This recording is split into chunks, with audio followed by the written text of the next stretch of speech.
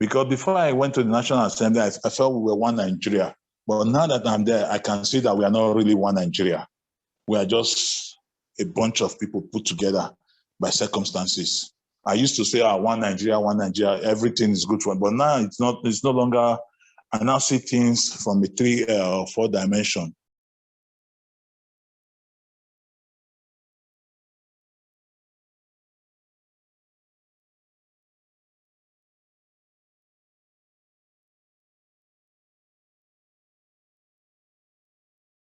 The speaker stepped aside. He got too overwhelmed because people were putting pressure on him from the presidency and people were putting pressure from his constituents and from the South. The deputy speaker went there and just banged it, no division. No, the ayes have it, the ayes have it, the ayes have it, the ayes have it.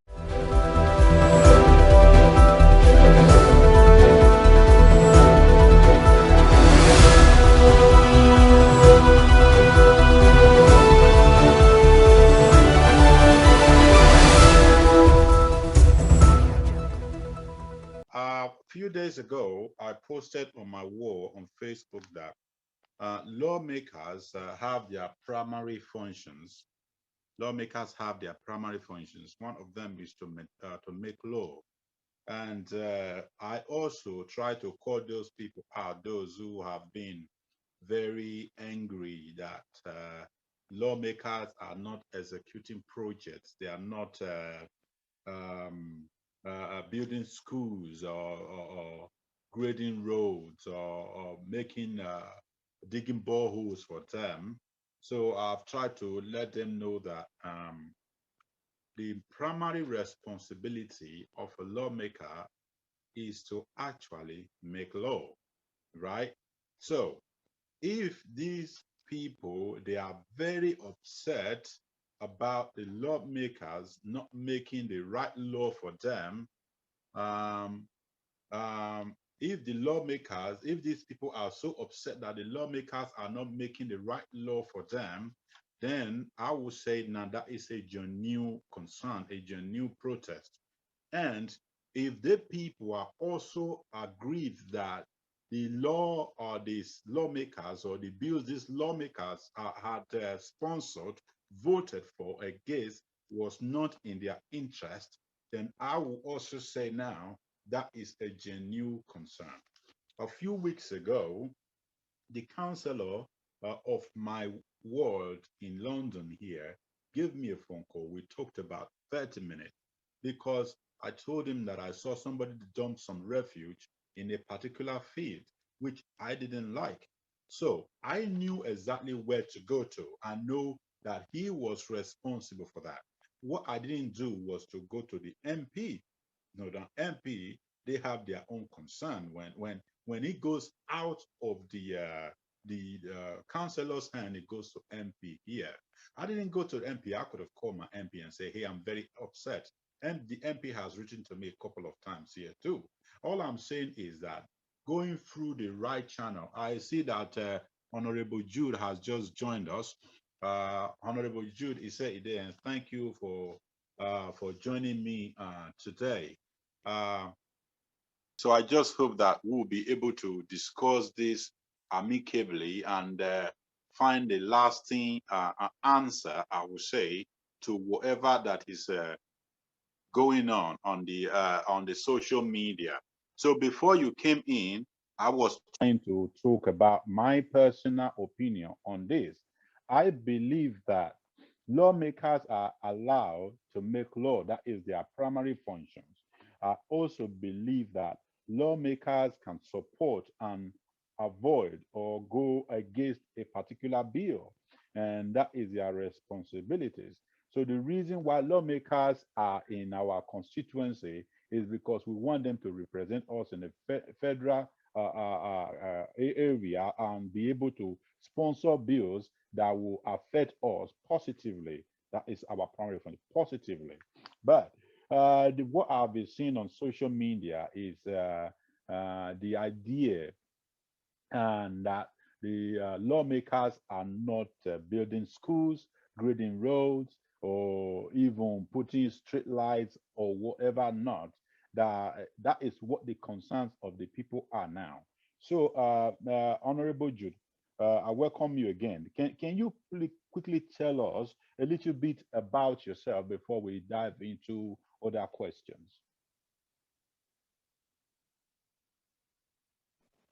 Yeah. Good afternoon. Well, my name is Jude Ise-Idehen, citizen of Nigeria, born in Edo State, from Ikpoba-Okha, Oregbeni, Ward 2 is where I come from. I represent Egor, Ikpoba-Okha at the federal level in the House of Reps. I was in the House of Assembly from 2007 to 2015. And now I'm in the House of Reps from 2019 to date. Okay, very good. I understand that you moved from at a time from APC to PDP where you are now, correct? No, that's not correct. Is that I so? was never in APC. Okay. It was during the merger, when the merging was going on, and I felt I didn't like the merger, and that's why I decided to pull out and join the PDP. I was in ACN. I was in ACN, not APC. I was never in member. Okay. Yeah. So when the merger was happening, that's when I pulled out and decided to join the PDP. All right. Thank you for clearing that out. So what we've been having on social media is some people from the constituency claiming that you are not doing enough. Let's quickly hear your reaction to that you are not doing enough. All right, thank you very much. Well, I don't know what they mean by enough. We were sworn in June 2019. There was nothing we could do for that year because the budget, everything has passed for 2019. We were sworn in and went on vacation till almost October. And that same year, I was in court till December. From tribunal to the Court of Appeal till December, I was in court. So that year was, I don't know, nothing happened. 2020, that was last year. Pandemic started around April, March or so, March, April, when the whole country was shut down. Yeah. Okay. And one thing they have to understand, and I keep telling people, is that my promise to my people is different from what other people promised. Okay. In that last year, the last year, what I promised was empowerment. I told the people during my campaign that I would do my best to empower people, create job or any which way to give them opportunity to sustain themselves. This was my whole campaign structure. I never promised anything more than that. Okay. And the whole of last year, what I did was exactly that. Okay. Empowerment, training of people, taking people off the street. This is my goal. The government is building schools and building all this infrastructure, but they are forgetting about the people on the street that are hungry, unemployed youths that are now being taught or joining court or being all kinds of criminal activities. And this is where I've been trying to concentrate on, helping those people to develop themselves, empower them. And so far, I believe the last year alone, I have trained close to over, let's say 500 to 1,000 people. Farmers, I've given them opportunity to get loans of up to a million naira. About 30 farmers so far have gained from the federal government intervention, and they've gotten about 1 million each to support their farming. The youth and women have been trained on herb making, on baking, how to bake, how to make soap, how to, and after the training, they are giving grants to try and start their own, small scale businesses, which is what I've promised them. And this is what I've been doing. If unfortunate that these are not things that people want to see, but this is what I believe is impacting on my community. Everybody cannot be a bank worker. Everybody cannot be a lecturer or work in the oil company. Everybody cannot be a teacher.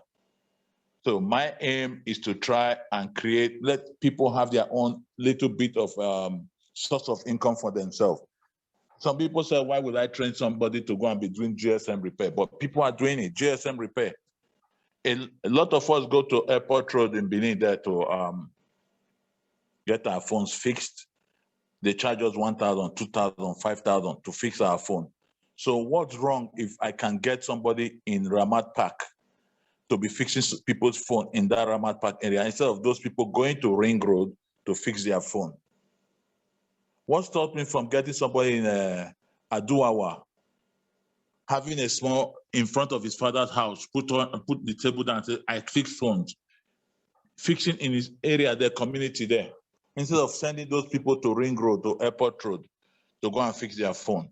This is my way of reading. This is my idea. This is what I've been trying to do. That's what I've been doing for that whole last year, because last year was shut down. Pandemic shut everything down. Building schools will not put food on somebody's table right now during that pandemic period. Building of a health center was not going to help anybody. And that is my idea of how you should impact your community, helping people survive when there is poverty, when there is so much pain and suffering. We don't have a social welfare in Nigeria where the government subsidizes or give people food stamp or welfare. We don't have it. So everybody depends on themselves. And Nigeria has a very large unreported economy, which is where a lot of these people fall into, which I'm trying to empower. These undocumented people that are working for themselves. I also empower the mechanics, gave them toolbox and training. All those people are happy today. They have their own workshop. A lot of them that are already trained as mechanic now have a toolbox to start working. I trained the electricians too. These are the labor, the labor force, which nobody in Nigeria that does not go to a mechanic at least once a month or once in 2 months. So they are telling me I've not done anything. I've trained over 80 mechanics, electricians, about the same number of electricians. These are, as I said, youth and women for catering and all this, about close to 500. Computer data, which is the big thing now in the whole world. I trained people the other day about, I think it was 20 or 50, about 20 of them for like 3 months on data processing and analysis and all this. I've trained people. I keep training. My own is to train people to be self-sufficient, not to depend on government. Take people off the street. This is my objective. This is what I promised my people. And this is what I've been doing. Yeah, they say maybe I don't publicize. I'm not into all those publicity, to cheap publicity. I don't do cheap, unfortunately. That's not my way. I do it because I feel this is what the people want, and that's what I've been doing for them. I don't do cheap publicity of propagating all this just for the sake of social media, or make people, so people say, oh, this guy is doing something, But I believe the people are being impacted positively in my community, both Egor and Ikpoba-Okha. And that's what I'm trying to do. All right. Thank you very much, Honorable, for that lengthy explanation. Yeah. Also one more thing. Sorry, before you continue. Also, even though I've been doing this, I've also done all that. I've done transformers in some communities. In my Ramat Park, there, the needed transformer, I gave them in Ward 9. I gave them transformer,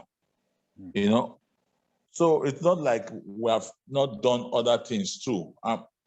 Unfortunately, the government of the day does not release funds for so many things that we want to do. So it's really not within my power to do so much that I will want to do. Yeah, thank you.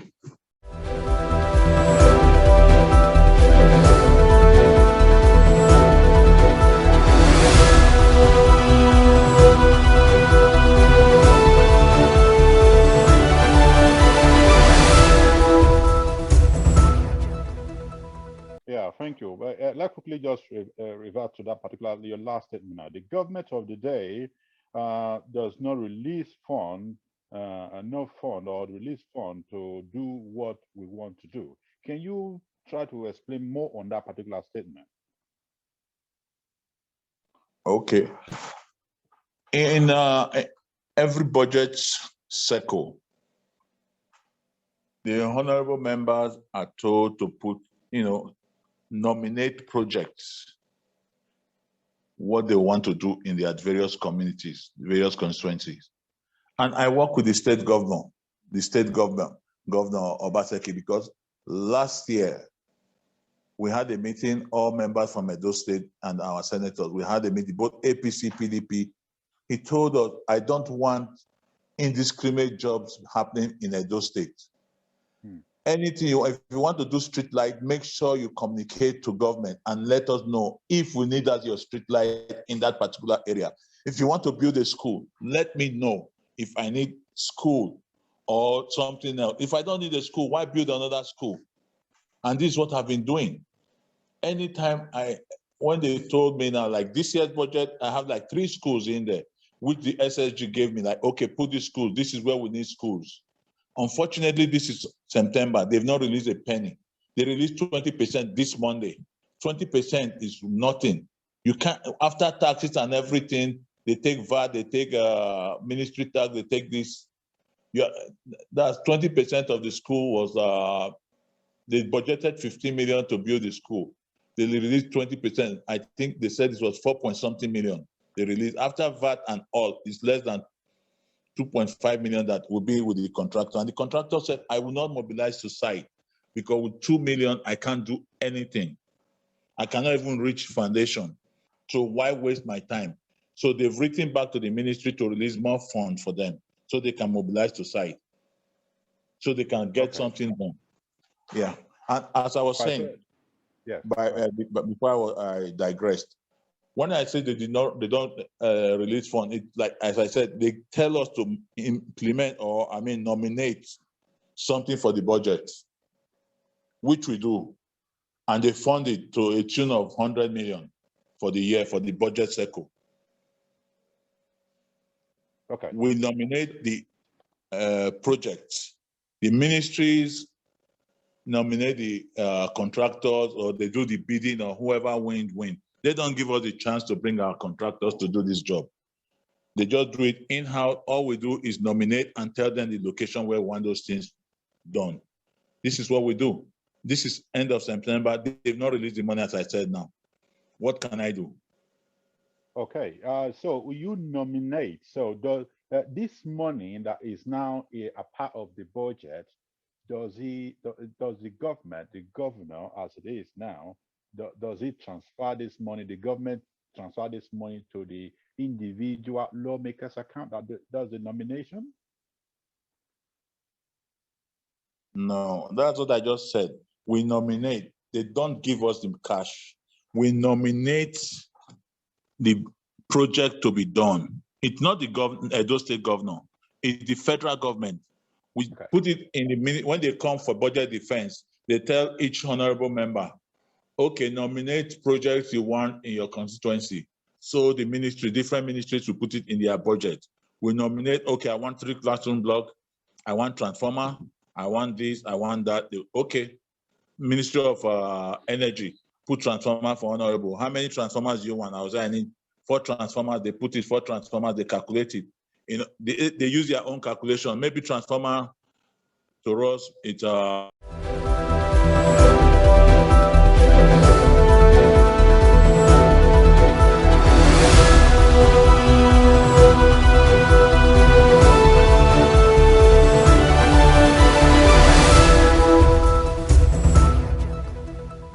was giving an example of transformer. If I nominate a transformer, the Ministry of Energy and Power writes maybe 15 million there. People will shout, hey, honorable, don't go cheap for 15 million. How can transformer be 15 million? They don't calculate just the transformer. The cost of the transformer is calculated maybe 5 million because you pay VAT. You must pay VAT. Everything federal government, they collect their VAT, they collect their taxes and the ministry taxes, different taxes that the ministry collects.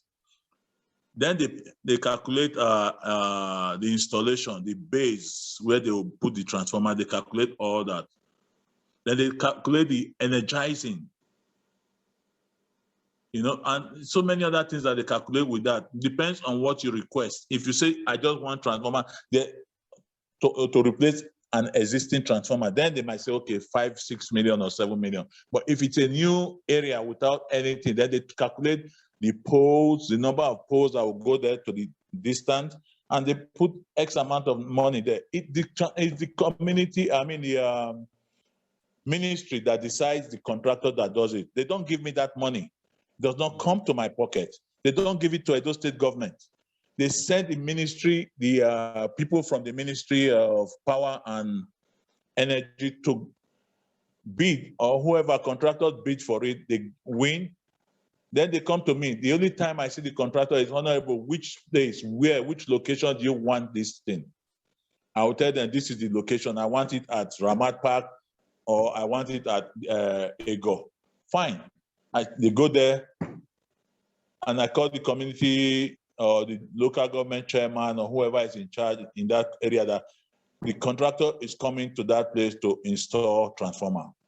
They go there and they do it, and then they come back to me and say, Honorable, this job has been done. Then I call whoever is in the community. If I'm not around, if I cannot go there physically to inspect that the thing was done, I call the chairman of the ward and local government chairman and say, please go and verify that this thing is done.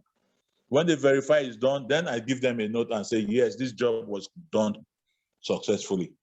End of discussion. The money does not come to me. Most of the contractors, we don't know. So it's not like that 100 million comes to my pocket, or 10 million comes to me, or 50 million comes to me. No, we don't take the money. We don't touch that money physically. Yeah, thank you very much. The reason why I asked you to explain it is because it is a major issue on social media, you see. That is the idea that the lawmakers do receive this money and they need to spend it. They need to be accountable for it. That's why I ask you to please explain that for the audience, the people that are listening, that are watching, that are listening to you. All right. So now my next question is, now we are talking about this project now, and I want to quickly clear some things out. In the last election, what project did you include? And what have you gotten from that project now so far for the community? You mean the last budget? Yeah, in the last budget, because now you said you are asked to nominate things that your constituency needs. So now, what did you include in the last budget that you think your community needed, and have you received them by now? That's what I said. I said in the last budget, I did a lot of training for mechanics, for electricians, for GSM, for welders, for the youth empowerment, to train them on catering, on cooking, and all those other making of soap, and all the all those things. That is what I nominated last year. And then some transformers, 2 transformers, I believe. 2 transformers were also in that budget. And I also put there was a school, but unfortunately, just like this year, they did not start funding the budget till now. Like last year, it started around this same time. And some of these things were not funded. The schools were not built. What can I do? They didn't release money to build the school.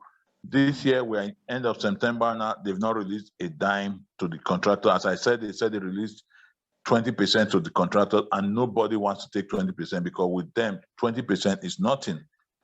They cannot mobilize to site. They cannot do anything with 20%.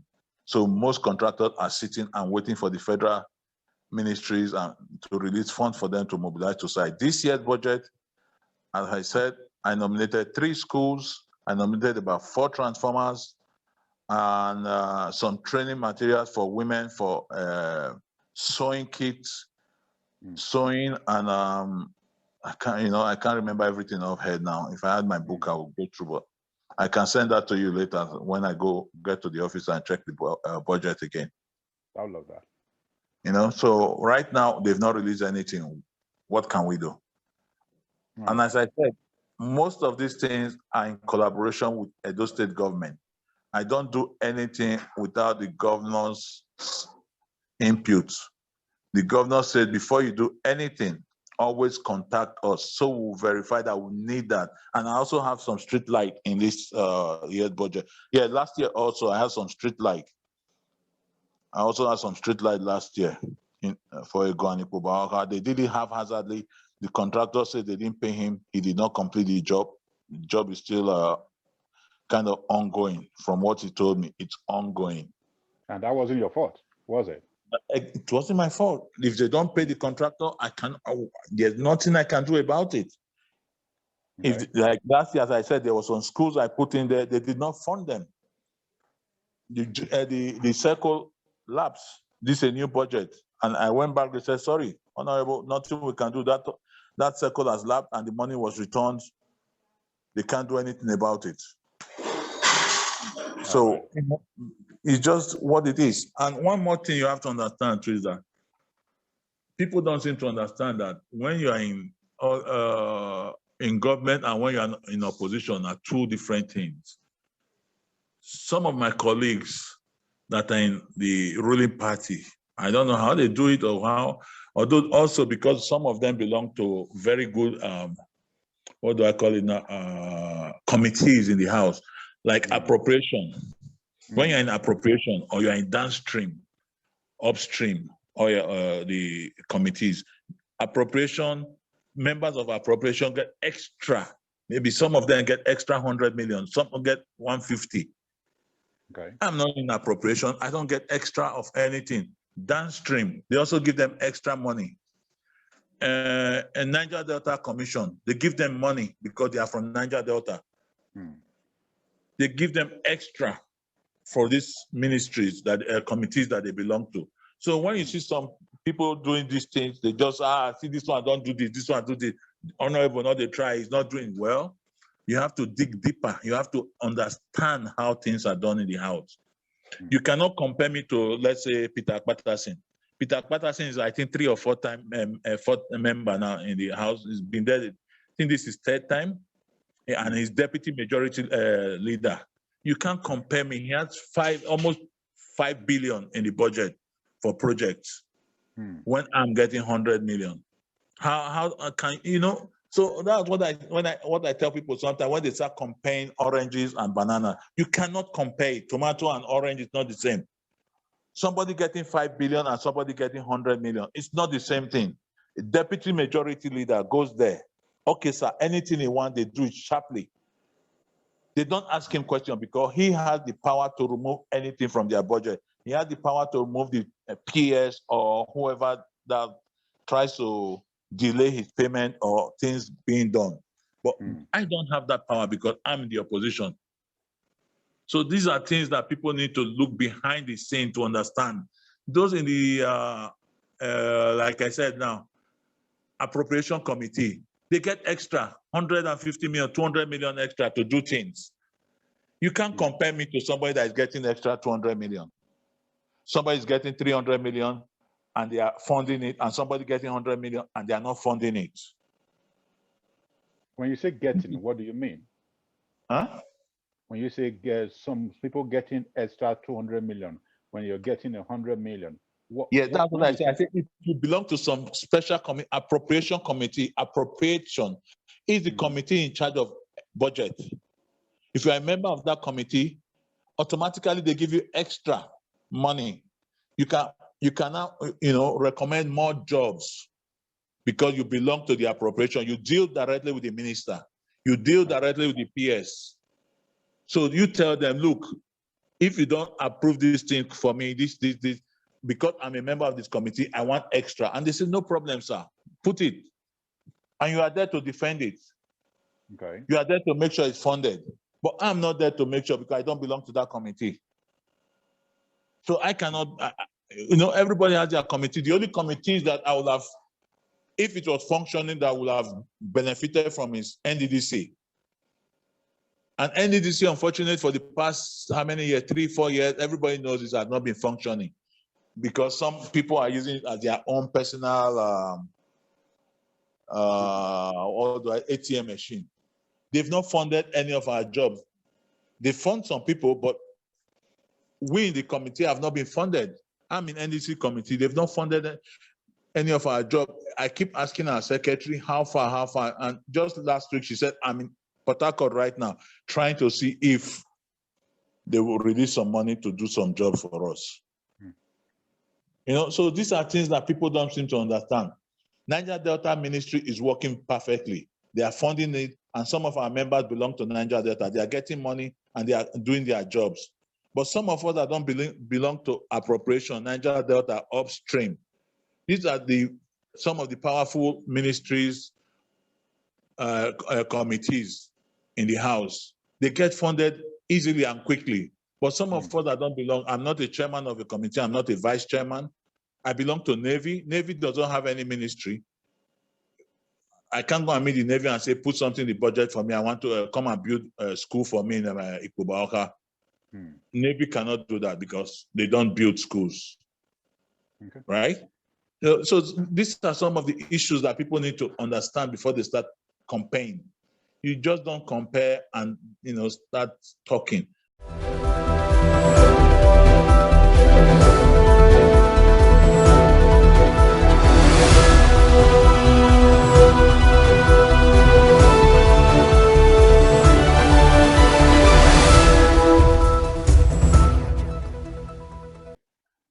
Well, while we wait for him to rejoin us, I want to say thank you for everyone that has joined us today.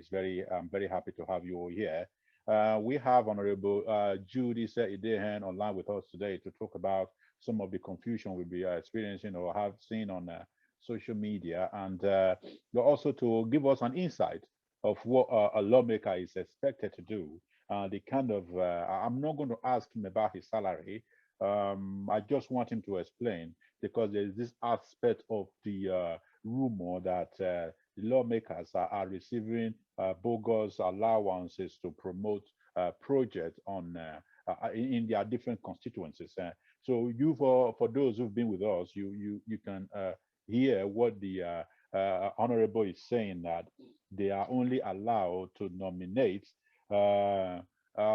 projects, and it's funded by the government. The money doesn't come to them, to their personal account. So I hope that is clear enough.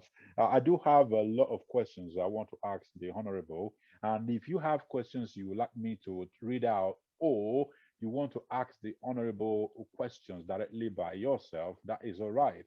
I will give you the platform. You come up and then ask the question directly, and because here we are just hoping to be able to clear things out for everybody, so there will be no confusion. So, Honorable, are you back with us? Honorable, yes, I can hear you now. Yeah. All right, thank you. So yes, you were telling us a perspective just now. So before your network got you disconnected, you were saying about NDDC that is not functioning. You are in the military, and there is no funds coming from there. Not, yeah. Yeah, that's correct. Okay. Yeah. All right. So now that you join us now, what the next question I would like to ask you, because it's something that is on social media. Everybody is complaining about what they expect from their lawmakers. I know you'll be throwing so much insight into this confusion. I want to quickly ask you this aspect.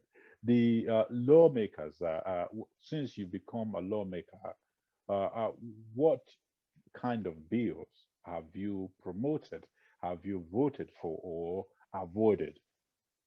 Because that is what I believe is your primary function in the House. Yeah, thank you. Most of our bills, comes from the government, and some of it, like the last one that was very controversial, the PIB bill and the electronic voting, we fought till the end.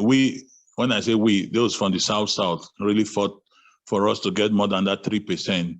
But unfortunately, as I told some of my leaders the other days, that our people, when I say our people, I mean our governors and our leaders, they don't help issues, especially for that PIB bill, for example. In the north, both imam, their traditional head, everybody went all out, threatening, warning, persuading, bribing. They did everything within their power to convince their members not to vote for more than 3% for us. But our own, we're just making press statements. This is where our problems are sometimes, some of the bills, you know. If our governors and our leaders came out like that in force, in full force, also supporting, some of them brought money to pay their people to support. Just 2 days ago, one of my colleagues said, yes, I got $10,000 from my governor to make sure you people don't get that bill passed through. They confessed to us. We were just sitting, me and one guy from Kwara State. I was surprised, the guy from one of the northern states. I was like, what? You guys got? He said, yeah, we got money. That's why we're fighting. That you should not get it because our imam, some of them threatened us. Some of them bribed us. We got money, they bribed us, they threatened us. You know, these are the things that happens in the National Assembly that people don't seem to see. Like during that PIB bill, you might have noticed one time, I'm just digressing, I'm just trying to make a point here. Like when the Senate was voting, I saw it, the electronic transmission by INEC. When the Senate voted, they voted one by one. We requested that in the House of Reps. The Speaker got so confused because he's from the South too. He had to step down for the Deputy Speaker to take over. And when we were like, in the National Assembly and the House of Reps or House of Assembly, when there's confusion like that, you ask for division. Division is when you say, okay, when you say division, the Speaker steps aside and the clerk takes over. That means everybody wants to be counted, so we'll all line up or we'll do balloting. Like everybody they will call name by name and say, oh, how are you voting? Yes or no, for or against. But when we are shouting division, the Speaker stepped aside. He got so overwhelmed because people were putting pressure on him from the presidency and people were putting pressure from his constituents and from the South. The Deputy Speaker went there and just banged it, no division. No, the ayes have it, the ayes have it, the ayes have it, the ayes have it. This is some of the things. Once they bang that gavel, it's all over, nothing you can do. You know, I'm just using that as an example. So for bills, we support bills that we feel will impact on our people in the South. Because before I went to the National Assembly, I felt we were one Nigeria. But now that I'm there, I can see that we are not really one Nigeria. We are just a bunch of people put together by circumstances. I used to say, one Nigeria, everything is good for it. But now it's no longer, I now see things from a 3 or 4 dimension. So any bill that comes in, we support the ones that will be favorable to us, and those that we feel will not be good for our people will go against it. And some of the bills, when people say I've not moved the bill, I have 2 bills that are sponsored. One was in support of these albinos. And also they have their own agency to cater for their needs. And then the second one is for teachers, unregistered teachers that are working illegally. These are 2 bills that are sponsored. One was in the second reading, and the other one is still on the first reading. Both of them are second reading already. But the albino one came up last week, which I had to withdraw because we already have a commission on that. Instead of having an agency, and I spoke with the president of the albino committee, and they said instead of creating an agency, let's harmonize and work with the commission to make it stronger and better. Because if we have an agency and we have a commission, they will both clash and it will be to their detriment. So now I had to withdraw that bill, and we're working on the commission bill now to upgrade it to make it better.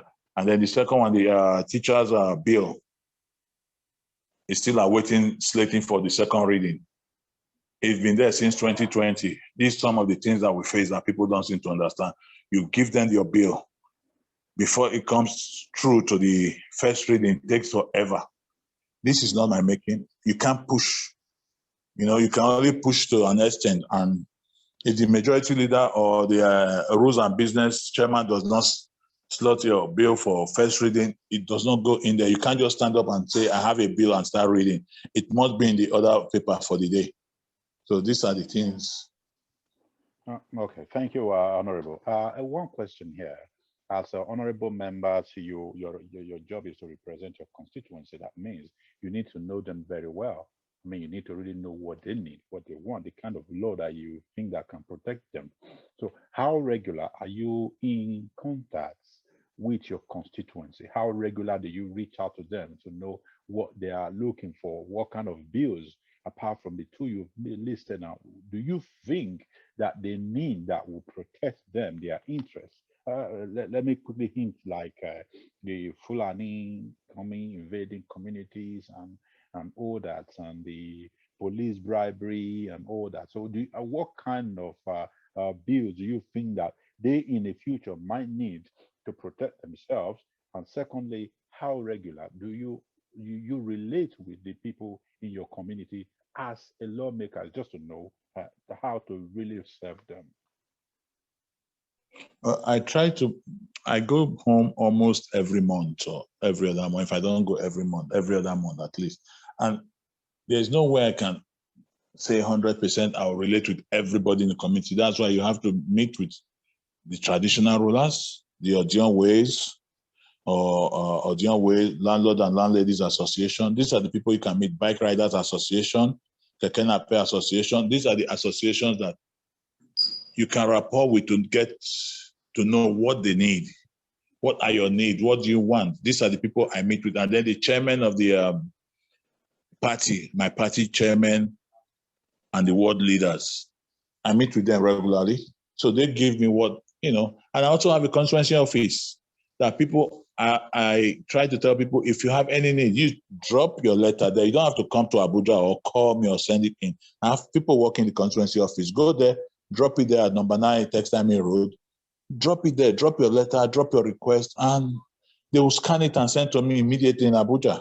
Even if I'm not there, people are working there. I have a secretary that is there 24, all working hours, like 8 to 10 hours there. I have 2 of my people there, 2 of my other boys are there, same thing. So the office is open. You drop your bill or your request. And for this Fulani headman, there have been so many motions and bills that have been moved, and one thing is to move a bill or a motion, another thing is to implement. We've also requested for state police, it's there. And also it's going to be in the constitutional amendment. We have been pushing for state police also. It's there. There are things that are already done that you don't need to repeat. You don't have to repeat yourself every time, because if somebody has already said it, why repeat it again? So these are some of the things that are happening there. But as I said, I encourage people to send in their motion, their bills, their thinking. So even if to them maybe it does not make sense to them now, but send it in. I send it to the legislative arm of the National Assembly. They will work on it and tune it up for me. To me, that's the way it is. We have a very big office, legislative people working for us in the office that are always happy to work for any bills that we bring to them. All right, thank you. So for guys that are in the room, please, as I said before, you can ask questions. All you need to do is just let me know, and I'll bring you forward to ask the honorable questions. So in the meantime, I will continue grilling, and we have a few minutes more to go. That is, if you don't have any question, because I really don't want to take the honorable enough time, because it'd be very nice to have him on board. So for what he said just now, if you want to lay any complaints, concerns, opinion, and just anything that is affecting you, you want the honorable in your constituency, Honourable Jude Ise-Idehen, to take care of, all you need to do is drop a letter at number 9 Textile Road. That is in Benin City. So just drop a letter there. He said his staff will send it to him immediately, and he's assuring you that he will get it looked at immediately as well. All right. Thank you for that. Our question, one of the questions I asked is, what kind of bills do you have you want to sponsor in the future that might actually protect the people from your constituency? Because there has to be, you need to have, it's a continuous thing. You need to have something you are planning, because you are still there for a while now, isn't it?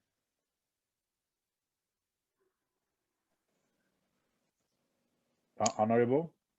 Yes. Yeah, so what is it that you are planning, that something that the constituency is looking forward to, that something that is you are actually working on, that is exciting, that they are looking forward to? Because, like I said, you still have some time to spend in the house. That's why I said I have the office there. I don't make up it shouldn't be me making bills just for the sake of me making bill. It should come from people.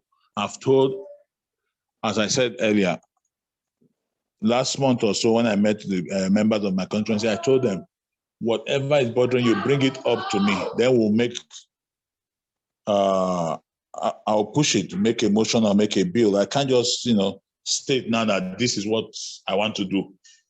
It does not work like that. Okay. It just don't work like that.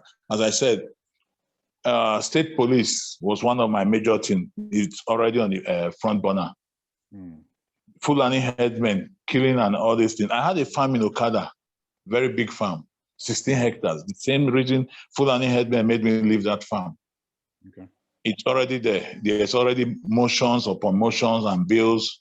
I don't think making another motion or bill will change anything. Just on Wednesday, one of my colleagues stood up again from, can't remember the state now, one of those northern states, and was saying, everybody, these things is becoming every day. Now, why are we wasting our time? So bringing up Fulani headmen issue again on the floor, it's no longer a new thing. Senate has spoken, the House of Reps has spoken about it. The presidency just refused to do anything about it. So that's why I said we must look, think outside the box now. I'm not the smartest person in Ikpoba-Okha or Egor. That's not why I'm there. I'm just fortunate to have been voted to represent the good people of Egor and Ikpoba-Okha. So, and the burden is now on them to give me ideas of what they want me to do. This is how it works. It shouldn't be just me proposing bills and motions for them. They should tell me what is paining them, where their pains are, what they really want from me. And this is what I want them to do.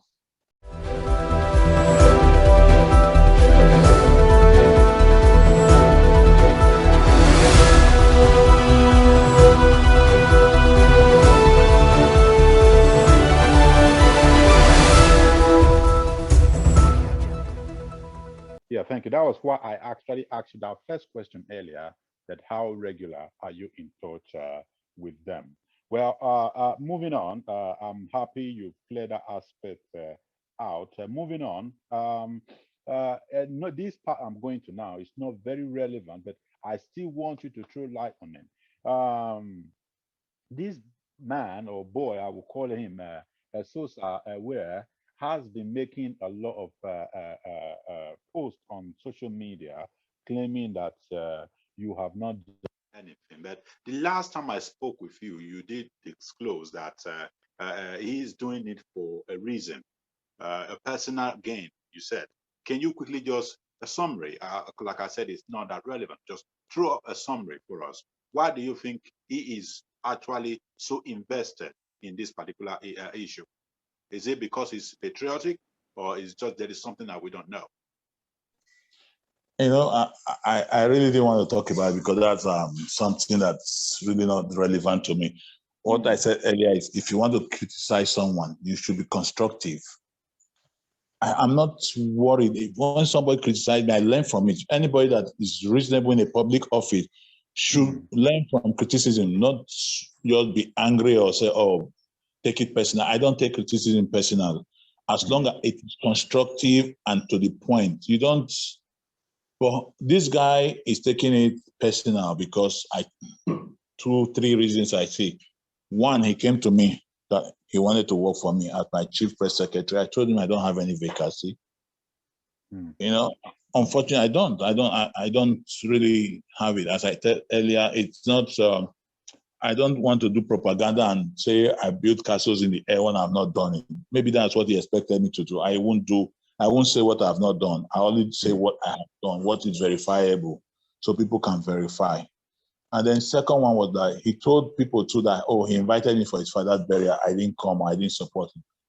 I don't know this guy from Adam. Can I support everybody in my constituency that loses somebody, lose a father or mother? Unfortunately, I cannot. I never got the invitation. Maybe if I've gotten, maybe I will support him in my own small way, but I did not. Unfortunately, if that's one of the things that he's still bitter about. And then another thing that I just realized now is that I removed his former boss, one of his very good friend. I took his place now in the House National Assembly. He used to work for that guy, so maybe that's one of the bitterness he has against me taking food from him. That guy used to, give him something also. The guy I replaced in the National Assembly. So these are the three reasons I feel he's very bitter and twisted about the whole thing. But as I said, if he has something constructive to talk about, he should let me know. But other than that, that's something that I'm not going to bother myself about anymore. He can continue to say what he has to say, and maybe there are people sponsoring him as well for whatever reasons, I don't know. But good luck to all of them. I believe I'm doing my best, and at the end, the people of Egor and Ikpoba-Okha will decide, not Facebook propaganda. All right. Thank you. So my last question here is, what general message do you have for your constituency? General message for your constituency. For the good people of Egor, Ikpoba-Okha, I always want to thank them again for the support, the overwhelming support I got in the last election. And I'll tell them one thing, I will not disappoint them.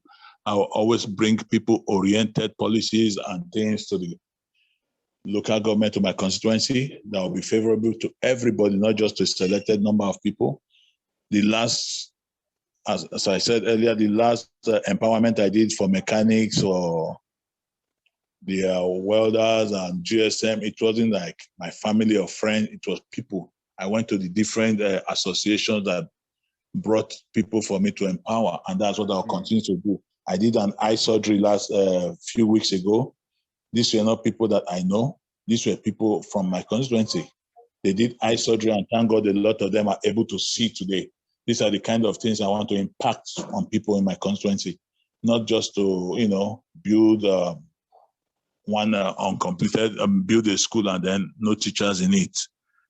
Anything I want to do, I want it to impact on the people of Egor and Ikpoba-Okha, and this is what I promised, and I'll continue to do that till my tenure is over. And by God's grace, I'll do my very best, and God help us all who will enjoy my tenure in the House of Reps. Thank you.